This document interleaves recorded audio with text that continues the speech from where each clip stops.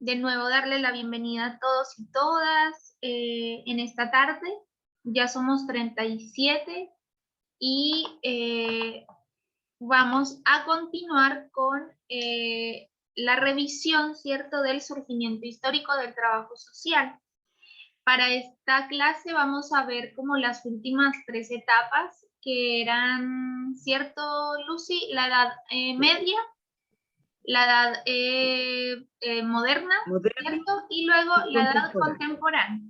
Así que vamos a revisar esas tres etapas o periodos, ¿cierto?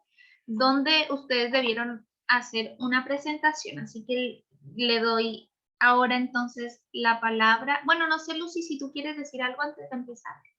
No, vamos a las presentaciones y de ahí decimos, ¿Ahí? porque si ¿Cierto? no... Sí, me parece. Entonces, le vamos a dar el espacio al grupo de la edad media, si me pueden decir quiénes están, si tienen el permiso también para compartir. María Paz. Sí, está el permiso para compartir pantalla. Súper.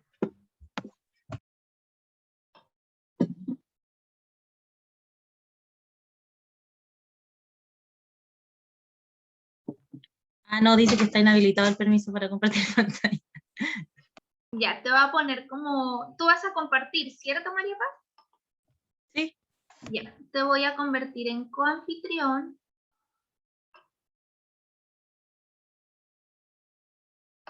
Para que ahí ya vas a tener el permiso. También lo voy a poner a Lucy.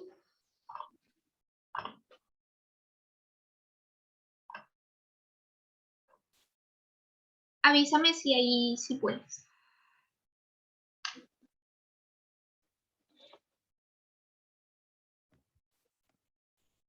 Y ahora sí, profe. Ya.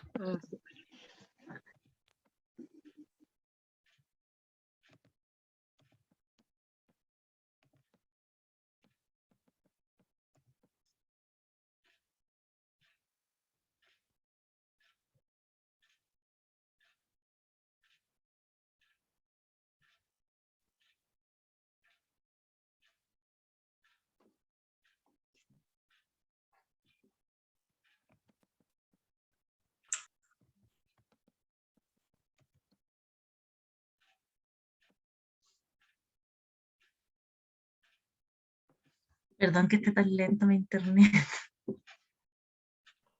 No te preocupes. No te preocupes, tranquila. Incluso a nosotros nos pasa.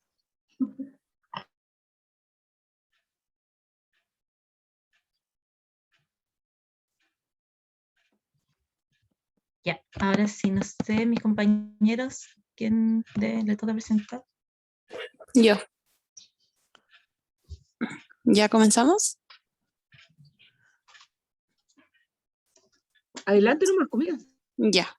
Buenas tardes, profesoras, compañeros y compañeras. El día de hoy con nuestro grupo conformado por María Paz Gutiérrez, Ignacio Venegas, Anaya Badía, Olga Jiménez, Yanira Jaramillo y quien les habla, Pía Poblete, les hablaremos de la Edad Media.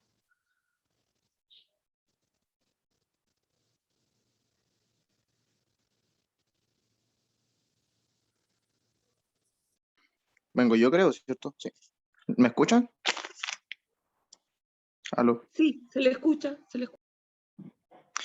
Ya. El feudalismo consta con un modo de organización del poder por medio del vasallaje, un modo de jerarquización de los poderes políticos donde la organización política social ordenaba los diferentes estamentos, alto clero, nobleza y el pueblo llano, siendo los siervos de la gleba quienes estaban en la base de esta organización y a su vez de la producción económica, ya que debían trabajar la tierra y entregar sus recursos a su señor, y además de trabajar gratis en las construcciones, solo recibiendo a cambio comida y un lugar para vivir.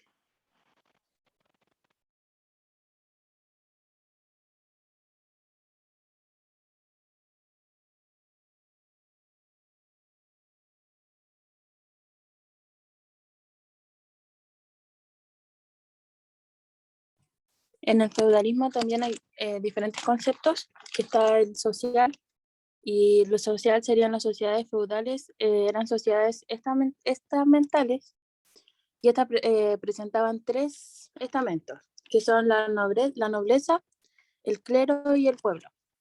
La nobleza eran los dueños de las tierras y junto al clero controlaban el poder.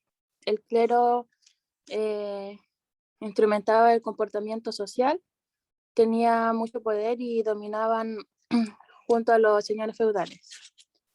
El pueblo eran los campesinos, siervos del estrato más bajo, se encargaban de cultivar y trabajaban la tierra. Y las características, el modo de producción feudal era sostenido por campesinos encargados de la producción de bienes y gobernado por un señor feudal. Es un sistema económico y social dominante en la Europa medieval, donde los señores feudales pertenecientes a la nobleza poseían las tierras, mientras que los campesinos o los siervos estaban obligados a vivir en la tierra de su señor. Y los trabajadores tenían una relación de esclavitud parcial.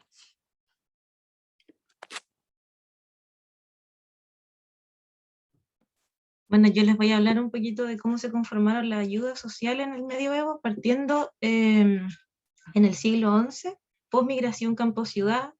Las ciudades empezaron a organizar en 4 instituciones básicas, que era la iglesia, el gremio, el trabajo y el mercado. El gremio, que es lo que me voy a abocar un poquito, es el vínculo entre el ciudadano y la ciudad. Tenía 3 fines específicos, los cuales eran regular los productos, la cantidad, la calidad que se vendía.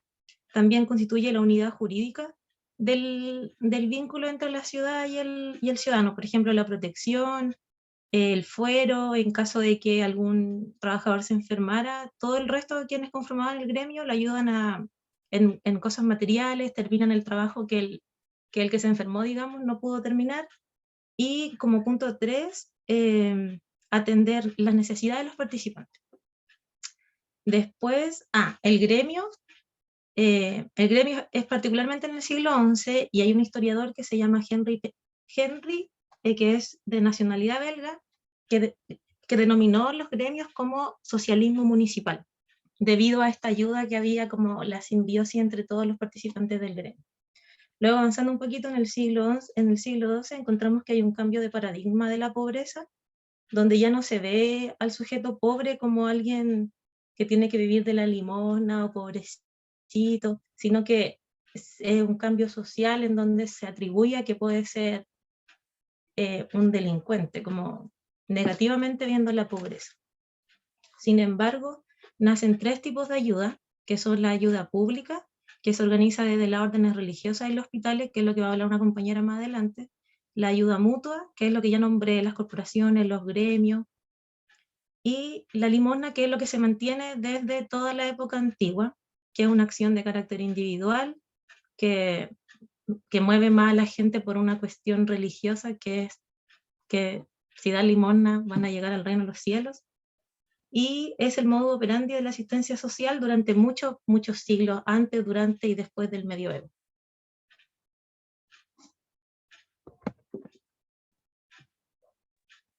No sé si está la Olga por ahí, que estaba trabajando, dijo que la avisáramos. Ahí está. Sí, estoy. Bueno, yo voy a hablar sobre la iglesia, que en este periodo juega un papel fundamental, ya que es muy importante las ayudas sociales. Al lado de cada convento se levantaban hospitales, que eran de 3 tipos: hospederías, asilos y hospitales para el cuidado de los enfermos. Se formaron las congregaciones, que cada una se podría decir que se ayudaban de forma distinta. Habían unos que ayudaban a los leprosos, habían otros que se ayudaban con la alimentación, otros con los enfermos, también el ayudar a los niños a poder estudiar y así poder tener una vida mejor. La iglesia fue una forma fundamental en las ayudas sociales en este periodo.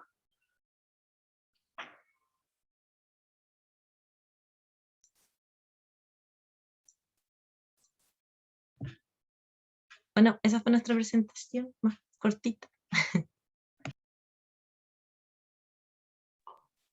Súper, muy bien, muy bien.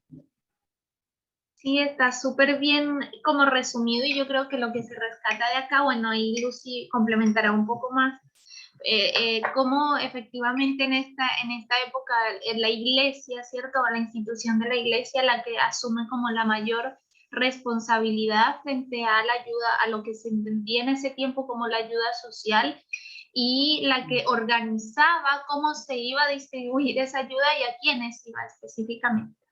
Así que muy bien, muchas gracias. No sé si ahí Lucy quieres complementar. Sí, a mí hay dos ideas aquí en esta etapa, digamos, que yo creo que son fundamentales para ir comprendiendo nuestra disciplina, que en el fondo eso es lo que nosotros estamos haciendo durante este tiempo, ¿cierto? Uno es como este sentido, digamos, o esto que las compañeras decían que era el modus operandi, digamos, un poco de la cuestión social o de esta organización o esta forma, digamos, de ayuda, que es la limosna como una acción religiosa, ¿cierto? Como una acción ligada a la religión, pero que de alguna manera también funda cierto valor en la sociedad, porque en el fondo la ayuda, la caridad, el altruismo, la filantropía, todas estas son digamos, obedecen a un valor, ¿cierto? A un valor, a un principio que después uno lo observa, digamos, a lo largo de la historia, que también se expresa en otras, digamos, en la política pública, en otras acciones que la sociedad hace, en el fondo, para colaborar con la gente que está más desvalida. Si ustedes piensan, los derechos humanos, que hablamos en unas clases pasadas, son una forma también que toma el principio, ¿cierto?, de la colaboración entre unos y otros. Se expresa la limosna a través de la iglesia, porque en este tiempo histórico, en este momento histórico, la institución o una de las instituciones más importantes de la sociedad es la iglesia, ¿cierto? No como ahora, en donde una de las instituciones más importantes es el Estado, ¿cierto? Exacto, era la forma de organización social. Entonces, esa es otra idea que para mí es súper importante, que tiene que ver con que nuestra disciplina, nuestra profesión está muy ligada a la estructura, a la forma de la sociedad, ¿sí? A la forma que tiene la sociedad. O sea, por eso es necesario que nosotros estudiemos la organización social de la sociedad. Tenemos que entender el capitalismo para entender cómo se organiza ahora la disciplina. No puede ser descontextualizado. Así que a mí esa es una idea que me parece bien fundamental para comprender nuestra profesión, digamos, lo que nosotros hacemos. Si no conocemos el Estado, claro, no conocemos y que luego vamos a ir viendo cómo se da esa transición de que efectivamente la ayuda esté como, no sé, sujeta, ¿cierto?, a estas costumbres de orden religioso, y cómo va a empezar el Estado a tomar parte de esto para poder, no sé, o sea, todavía el tema de los beneficios sociales o los bonos y todo se ve. Lo que pasa es que es otra institución la que los administra y la que toma el control en este caso.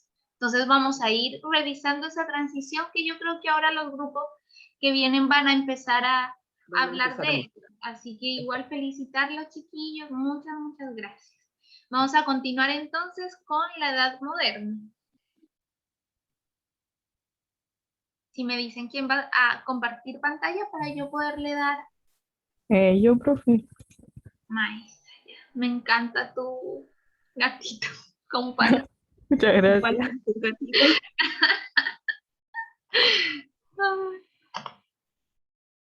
Ya.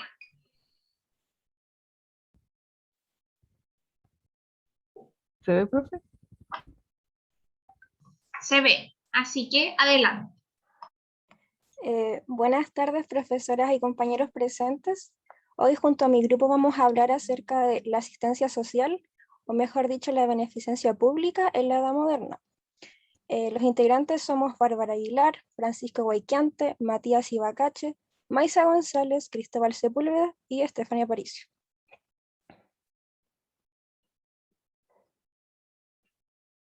Ya. En esta ocasión queríamos comenzar hablando acerca de este importante humanista español llamado Juan Luis Vives, que es quien viene aquí al costado. Y bueno, Es una figura bastante relevante dentro del contexto de la asistencia social, por ser uno de los primeros en responsabilizar al Estado como garante de los derechos de los más necesitados, además de ser el primer precursor del trabajo social. Y bueno, una de sus obras más importantes fue el Tratado del Socorro de los Pobres, que publica en 1526 y que también se puede apreciar a un costado. Y bueno, este tratado es acerca de política social y está dirigido especialmente a las autoridades de Brujas, en Bélgica. Aquí expone como urgente que el municipio y el Estado deben llevar a cabo un proyecto que sustituya el derecho tradicional del mendigo a la limosna por el derecho del pobre al trabajo. Y de hecho, este ayuntamiento es el primer organismo público que convierte la asistencia caritativa a los pobres en el primer plan municipal de beneficencia pública. Y bueno, para Juan Luis Vives, la mejor manera de ayudar a los pobres era capacitándolos para un oficio y fortaleciendo sus capacidades intelectuales, sociales y físicas. Y una frase que puede retratar bastante bien esta opinión de Juan Luis Vives es la siguiente: la acción debe prolongarse tanto como sea preciso para que el pobre pueda valerse por sí mismo y ganar el propio sustento trabajando. Y bueno, gracias a todo este conjunto de ideologías es que se sentan las primeras bases de la asistencia social, que las veremos a continuación. Bueno, la primera es que todo individuo tiene derecho a obtener asistencia social.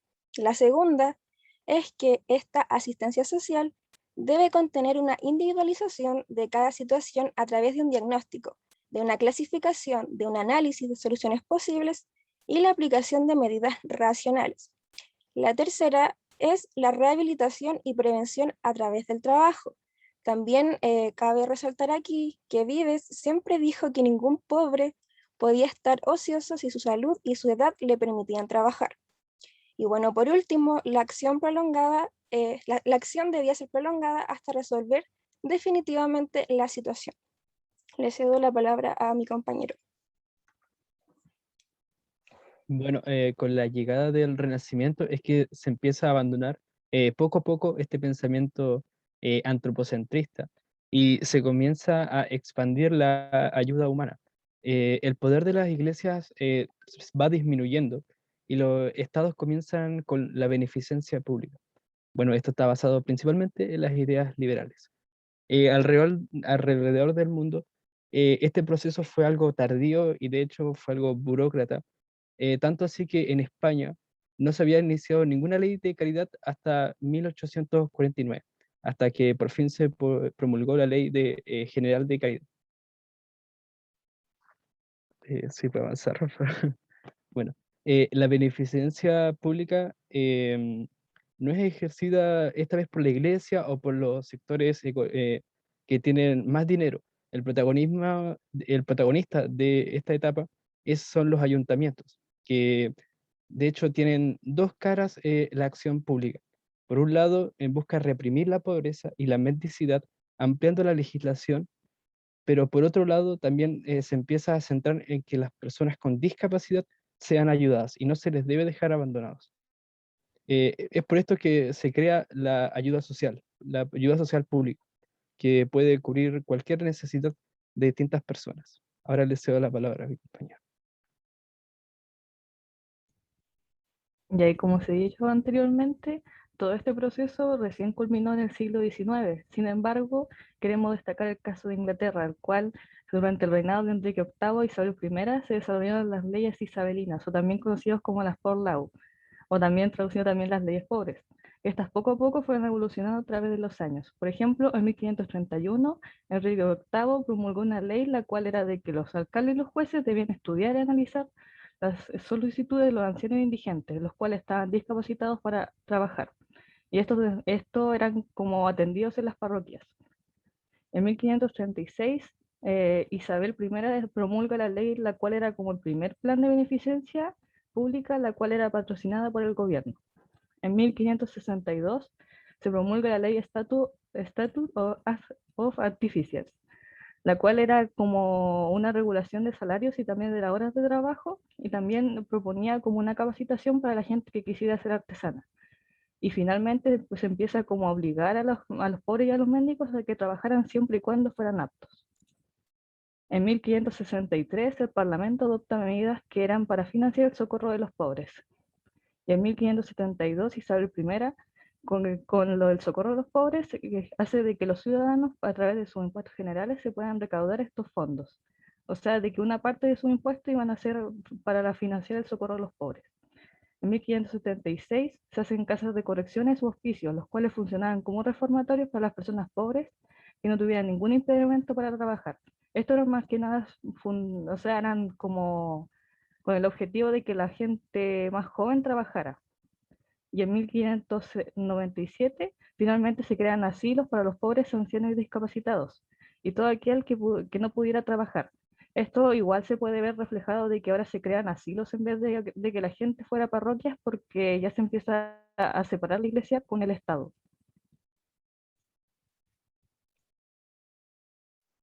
Bueno, ¿me escucho? Es que tengo mal el internet, ¿me escucho? Sí, escuchamos. Sí, ya. escuchamos.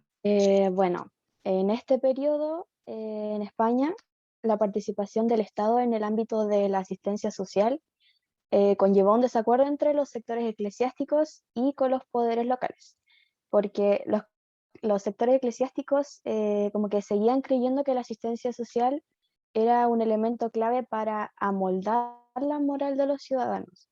Y los poderes locales, por otro lado, se sostenían como los principales y únicos actores legítimos como para actuar en el ámbito de la beneficencia. Uno de los primeros intentos de regulación de la problemática de la pobreza fue llevada a cabo por los monarcas, quienes se vieron obligados a dictar normas sobre los pobres, siendo estas 8. La primera era un examen llamado el examen del carácter verdadero o falso del pobre, con su correspondiente sanción para este último caso. El segundo, exigencia de licencia para mendigar, llamadas células de pedir. El tercero, prohibición expresa de mendigar fuera del lugar de nacimiento. El cuarto, prohibición de la mendicidad infantil. El número 5, atención domiciliaria a los pobres vergonzantes. Número 6, obligación de cumplir los deberes religiosos. Número 7, recogimiento en hospitales, albergues y hospicios. Y número 8, la vigilancia de que se cumplan las normas y las sanciones como en consejos, bajo consejos de supervisión.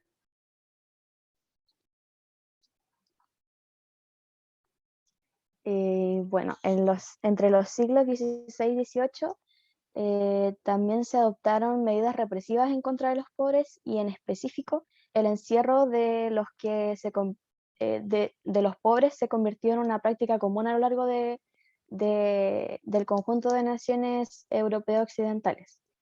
Estas medidas de represión tuvieron por motivo el crecimiento de la pobreza y, paralelamente, los movimientos ideológicos de la época, además de las doctrinas económicas de los mercantilistas y su teoría de la utilidad de la pobreza.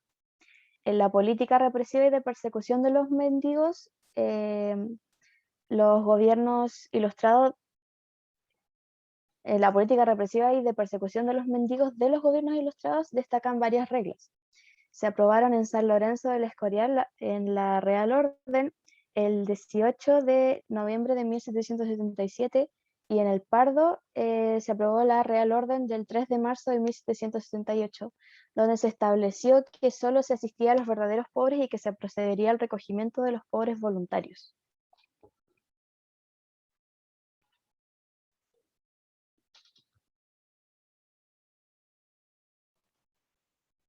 También cabe destacar que a lo largo del reinado de Carlos III se adoptaron un alto número de normas que trataron cuestiones relacionadas con la ayuda social y asistencia.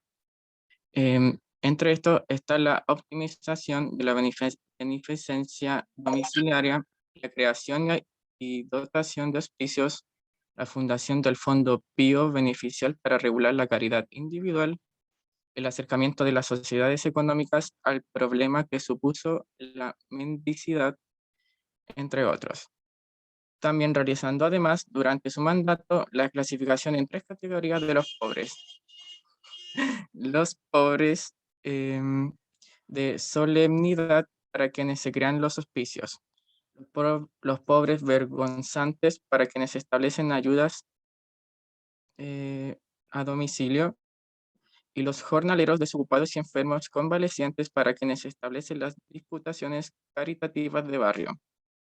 Se excluye a los vagos, puesto que para esto se dictan penas que castiguen su ociosidad. Aun cuando prevalece la iniciativa de caridad, ciertamente se hace más visible la participación del poder público, sobre todo por medio de los alcaldes de barrios, y los corregidores y los jueces.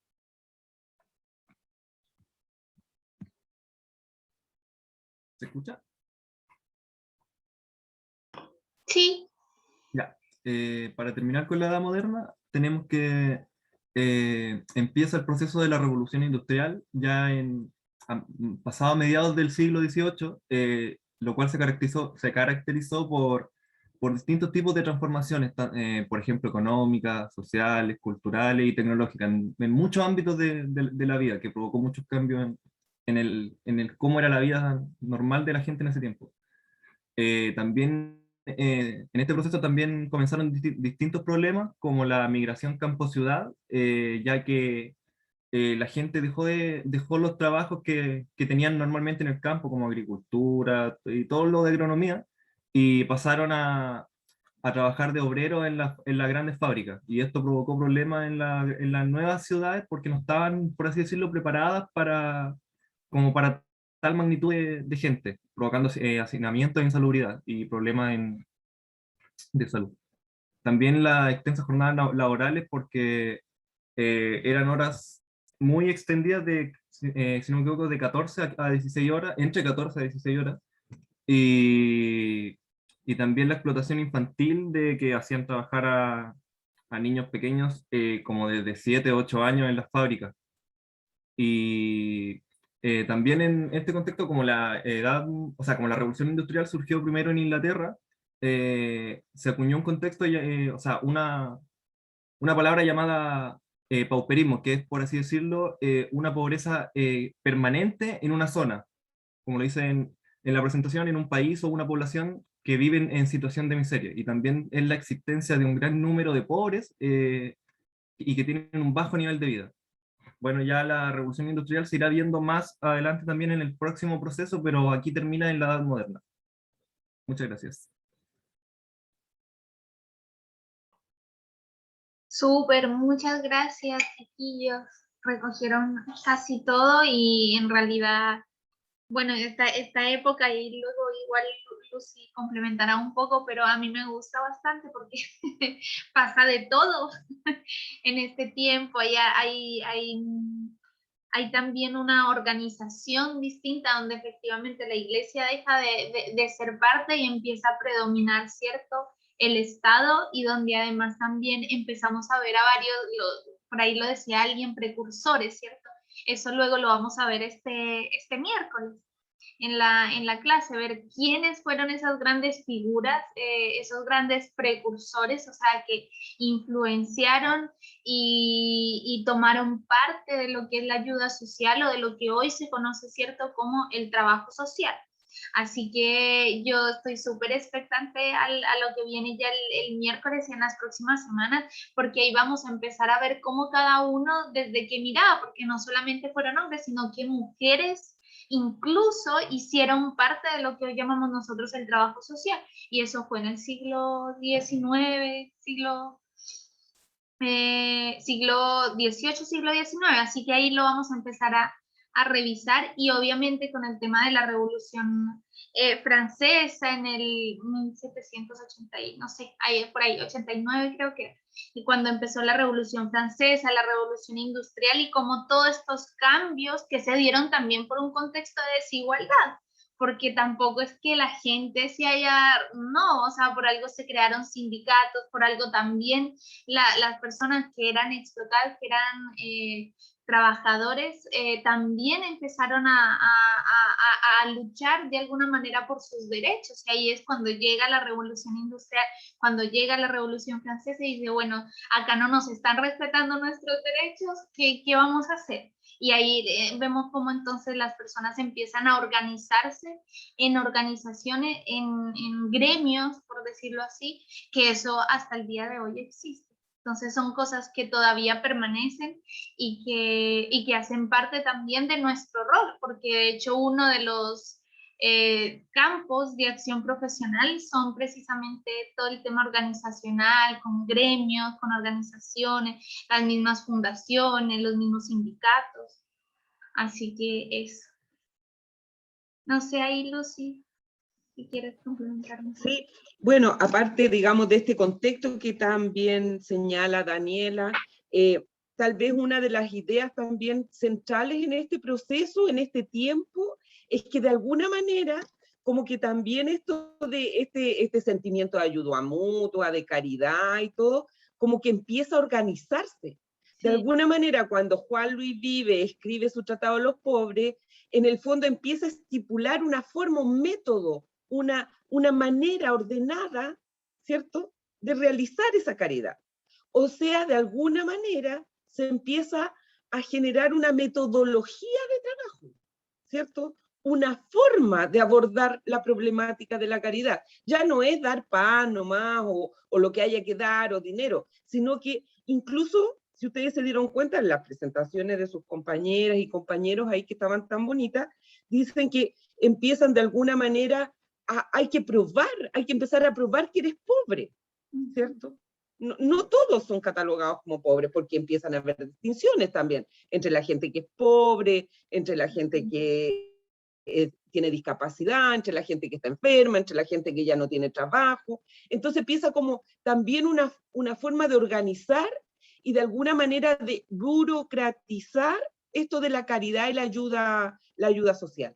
Y ahí, entonces, de alguna manera empieza a surgir el trabajo social, porque el trabajo social es una manera organizada a través de un método, a través de unos pasos, para, digamos, de alguna manera, entregar lo que ahora reconocemos como política pública, pero que, porque se hace cargo de ella el Estado, como señalaban sus compañeros y Daniela, pero donde también, de alguna manera, se burocratiza esta práctica. O sea, se vuelve burocrática porque hay una persona que administra de alguna manera cómo se otorga la ayuda, ¿sí? Y ahí nosotros, las trabajadoras sociales, los trabajadores sociales, hacemos parte de esa burocracia, digamos, de ese proceso, de ese ordenamiento metodológico que después vamos a ver que incluso tiene unos pasos que son bien establecidos y que ese método es el que ustedes durante estos 5 años van a estar aprendiendo en esta carrera. Cómo hacer que esta ayuda social que hoy día conocemos como política pública se otorgue a quien corresponda otorgar. Porque finalmente, esto que nos decían las compañeras, los compañeros, los impuestos o esta plata que el Estado, digamos, o destina para ello, tiene que ser bien utilizada también. Entonces, esta parte a mí igual me gusta mucho porque es muy entretenida, porque comienzan los primeros pasos de nuestra profesión. Y además también hay una transición y un cambio en cómo se entiende la ayuda social, porque recuerden que la iglesia lo veía, ¿cierto?, como la limosna, suplir estas necesidades básicas de techo, alimentación, ¿cierto?, de vestimenta, qué sé yo, o sea, como todo muy ligado a lo material. Pero ahora empieza a verse la ayuda social como, oye, no solamente es suplir necesidades económicas, o sea, acá también, y eso es un poco lo que promueve también Vicente de Paul, el mismo Juan Luis Vives, ¿cierto? De cómo empezar a también potenciar, ¿cierto?, alguna de las capacidades de las personas, viéndolo ya, bueno, esta mirada asistencialista todavía incluso hasta ahora se practica, pero cómo empezar, ¿cierto?, a cambiar este concepto que nosotros tenemos de ayuda social, de que no es solamente suplir temas económicos de las personas, ¿cierto?, sino que también tiene que ver con el apoyo moral, con la ayuda, con el consejo, que en ese tiempo estos mismos enseñar a trabajar. Promovían, exacto, el tema del estudio, cómo se podían formar, ¿cierto?, cómo podían aprender a hacer algo, etc. Así que exactamente lo que dice ahí Martín, no solo asistencialista. Así que ahí vamos a ir viendo cómo se da esta transición. Así que muchas gracias. Ahora le vamos a dar paso para ya finalizar a el grupo que tiene ya la edad contemporánea. Hola, profe. ¿Dónde estás? Aquí, Javiera Cañupan. Espérame un poquito para... A ver, desactiva tu micrófono ya, para ver si... ¡Ay, aquí te veo, Javiera! Ya, ahora sí, lo voy a dejar como anfitriona y así puedes compartir pantalla.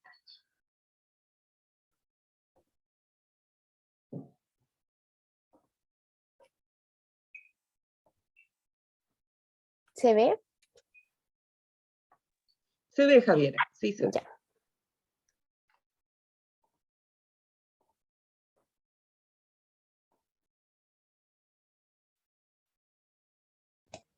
Bueno, buenas tardes profesoras, buenas tardes compañeros. Nosotros como grupo vamos a presentar el trabajo social en la edad contemporánea y los integrantes son Danay Cadín, Javiera Cañupan, Juan Meli, Joaquín Alister, Camila Muñoz, Nayaret Sobarzo y Génesis Martínez. Ahora comenzará mi compañero Joaquín.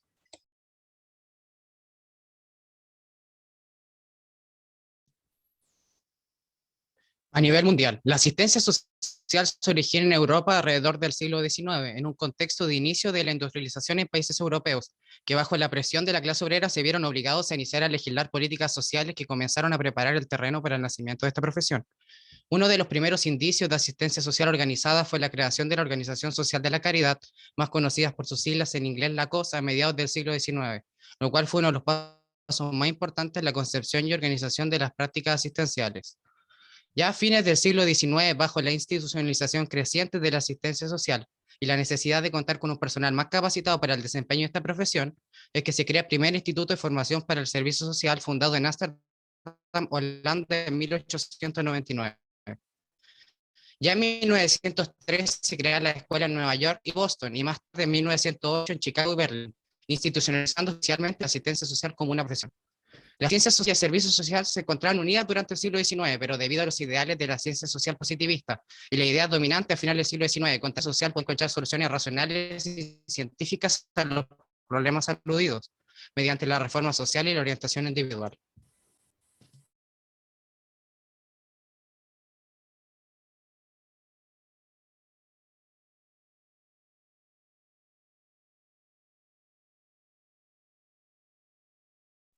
Bueno, yo hablaré sobre cómo influyó el capitalismo y el neoliberalismo en la formación del trabajo social. Para comenzar, el capitalismo. En el aspecto social hubo un fuerte fortalecimiento de la lucha del proletariado, obreros y trabajadores a causa de la crisis económica del 29. En ese entonces, la política funcionaba acorde a los ideales liberalistas. Pero, debido a la insurrección de las personas y su preocupación por la erradicación del socialismo, el Estado se vio la necesidad de intervenir tanto económica como socialmente a través de los ideales capitalistas. Por lo tanto, la creciente intervención estatal, no solo en la política económica, sino también en la política social, más la promulgación de las leyes de carácter social, influyeron en la aparición del servicio social. Por otro lado, el neoliberalismo. Pasado el tiempo, es que ocurrió un fuerte debilitamiento de los programas sociales, lo cual afectó por sobre todo a la salud, educación y trajo consigo una gran pobreza. Es por esto que el Estado, viendo un sistema económico tan precario, decide crear un sistema de seguridad que proteja específicamente la economía de las personas. Es aquí donde entra el servicio social como ente para resolver las necesidades que iban surgiendo acorde al tiempo, por lo que cada vez tomó más relevancia hasta lograr su institucionalización.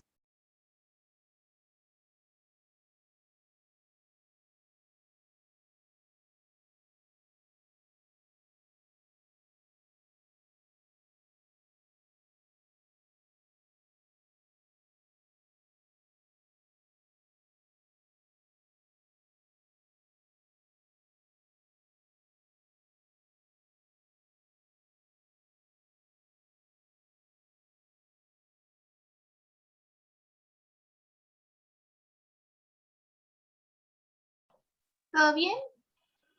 Sí, parece que alguien se cayó, ¿no? Puede ser. Yo pensé que había sido yo.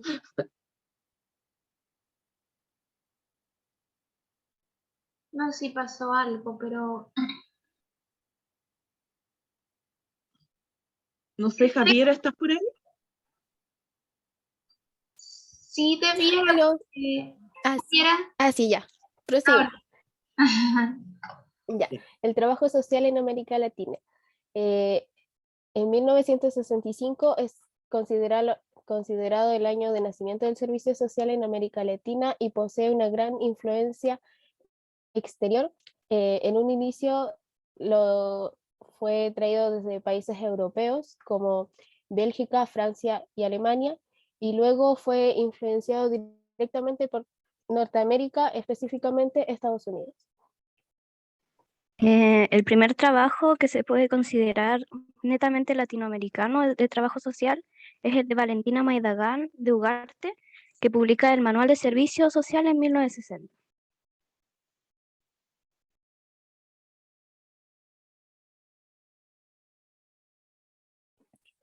Hay que considerar el modo de concebir la acción social desde el momento en que comienzan a profesionalizarse hasta ahora. Podemos distinguir tres grandes etapas de la profesión en Latinoamérica. Por un lado, la asistencia social, que tiene una concepción benéfico-asistencial, paramédica y parajurídica.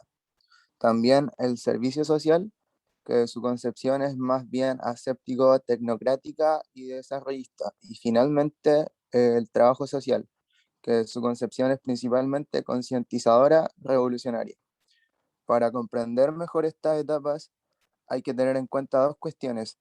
Independientemente del orden, no hay que interpretar estas etapas como si fuese una evolución lineal. La evolución de la concepción y la práctica de la profesión se produce fundamentalmente por los cambios que se dan en la sociedad global.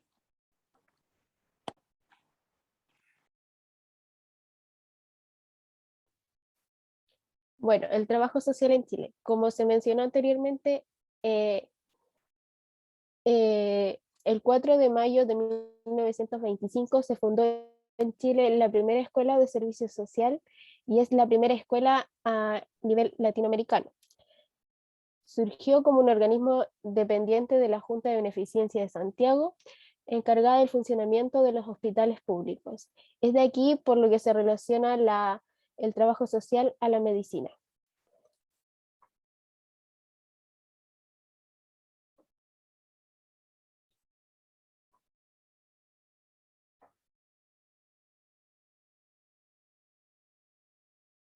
Muchas gracias.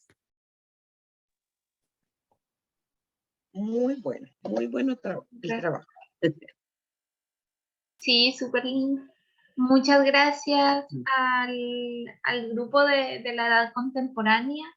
Efectivamente, aquí hay o sea, si en la edad moderna ya había organización, acá como que se intensifica todo este proceso y ya empezamos a ver cómo efectivamente, y hasta el día de hoy, porque la edad contemporánea, bueno, ya uno después del siglo XXI ya podría decir que cambió un poco, pero todavía tenemos algo de la edad contemporánea y todavía seguimos basándonos.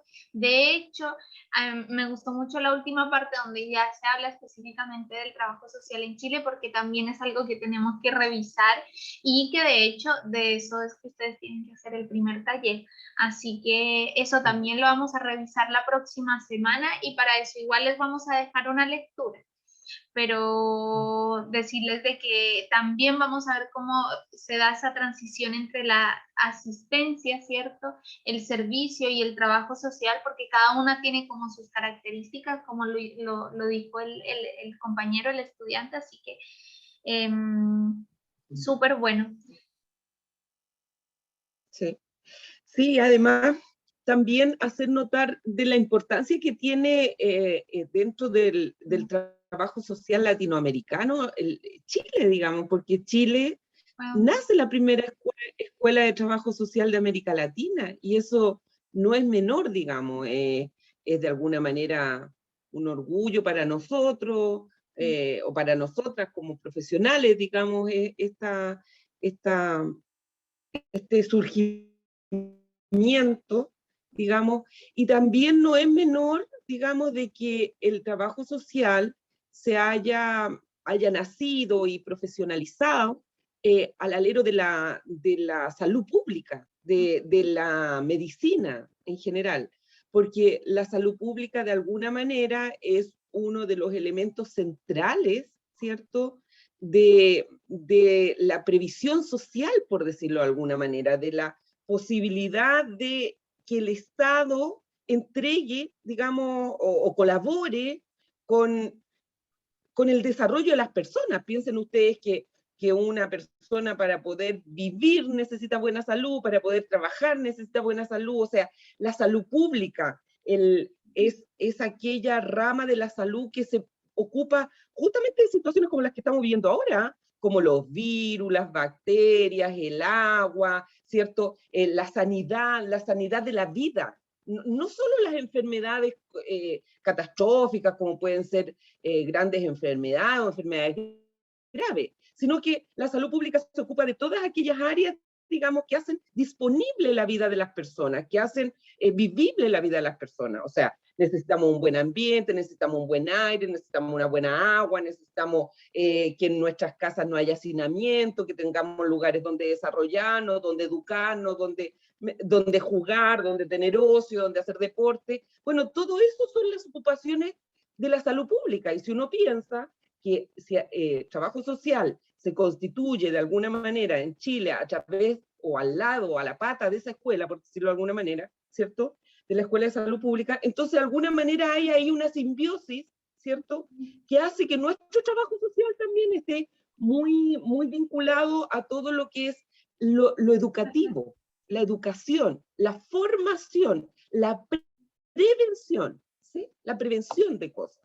O sea, hay que clorar el agua cuando vivimos en el campo, porque si no nos enfermamos, ¿me entiendes? Y resulta que las trabajadoras sociales, en algún sentido, también hacemos eso, educamos de manera informal a las personas. Uno de los roles del trabajo social es ser una educadora informal. Nosotros estamos, de alguna manera, siempre en procesos pedagógicos con las personas con las cuales trabajamos. Y eso es muy bonito, digamos, es una profesión muy linda porque de alguna manera complementa, ¿cierto?, lo educativo, lo pedagógico con el mejoramiento de la vida de las personas. Entonces es muy motivante. A mí me gusta siempre señalar que Chile tiene una gran importancia en el trabajo social latinoamericano, y después cuando ustedes vayan o avancemos en la asignatura y podamos ver también todo esto que uno de los compañeros decía, que trabajo social no es lineal, no es que las ideas desaparezcan. En 1925 se acabaron las ideas de asistencialidad o de caridad o de ayuda, ¿cierto?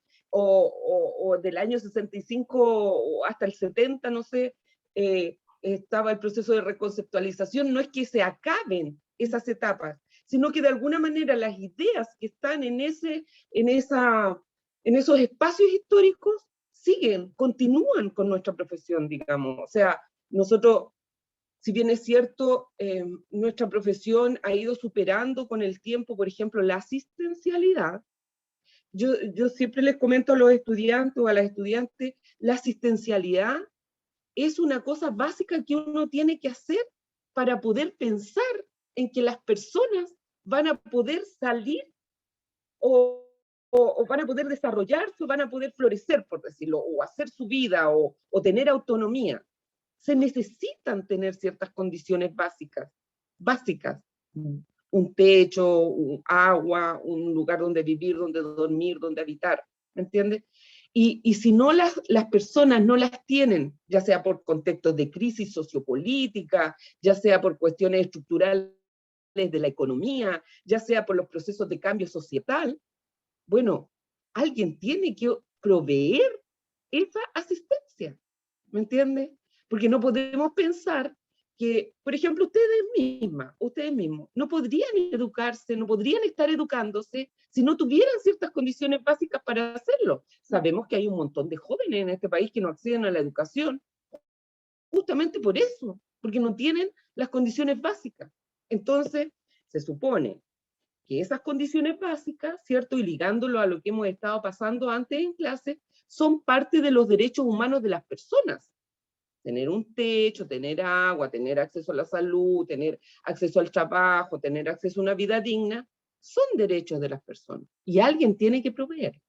¿Entiendes? Entonces eso también es, de alguna manera, hace importante y consistente nuestro trabajo. Y yo creo que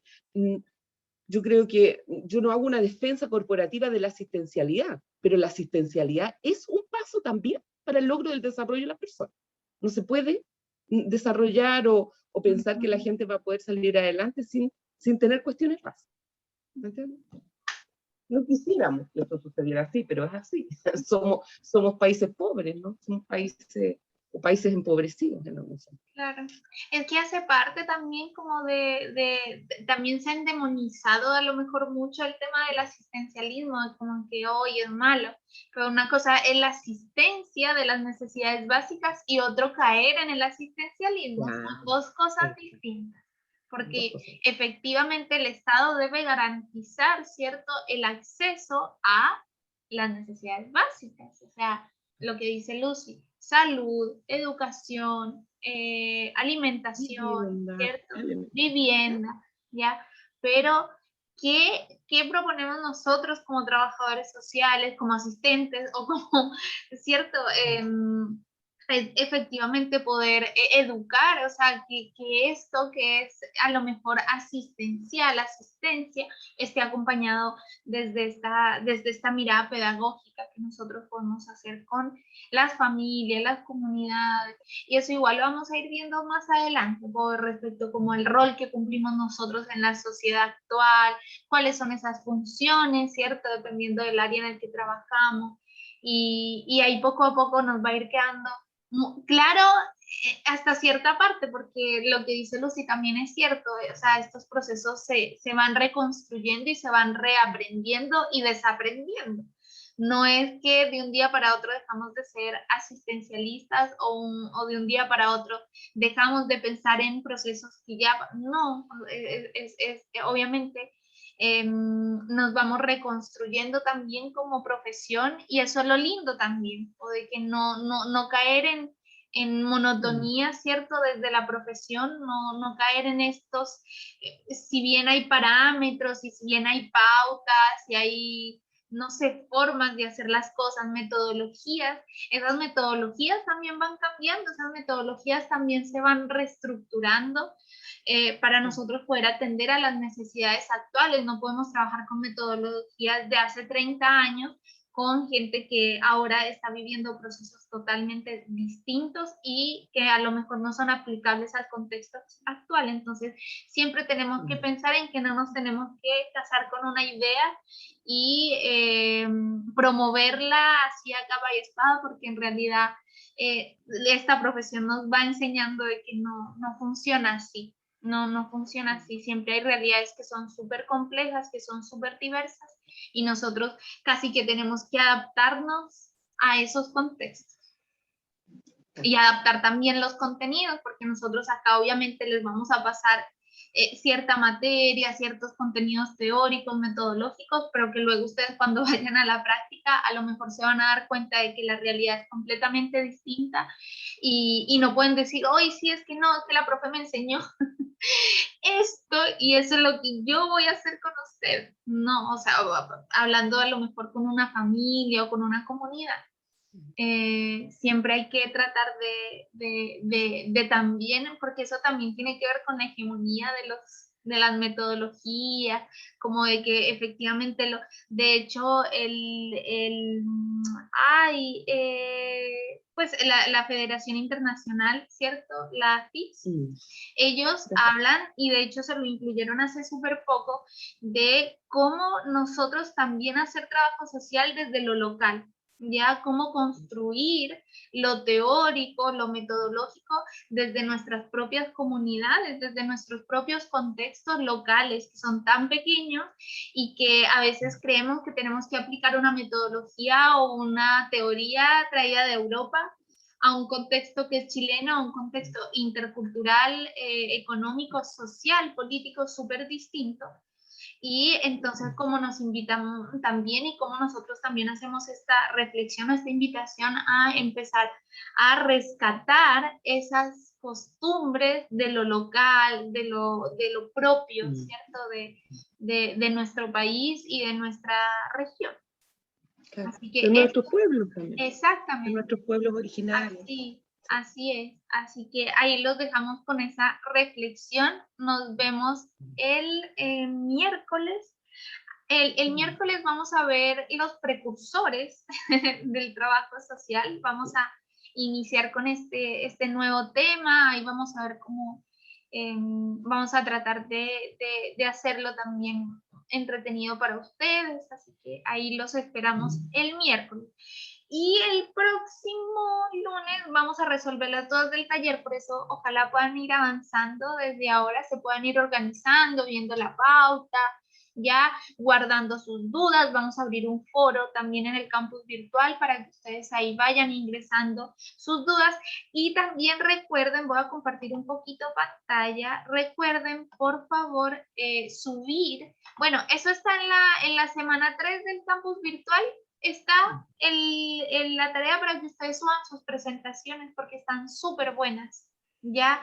Así que no queremos que se pierdan, no queremos que a lo mejor no se valore y queremos hacer esto para que ustedes la suban y quede para todos. Lo pueden guardar en PDF o en el formato que más les acomode y ahí lo suben al campus virtual. Ya se dejó habilitado en la semana 3. Eso. Exacto. Eso Y además decirle que le vamos a dar unas décimas para el trabajo. Eso también. Dale una buena noticia. Ahí les vamos a dar unas pocas décimas para su primer informe, así que para que se motiven más todavía y empiecen a trabajar. Así que eso. Por ahí Matías dice, yujú, eso. Así que nada, chiquillos, agradecerles por estar nuevamente hoy y nos vemos entonces el miércoles. Nos vemos. Saludos.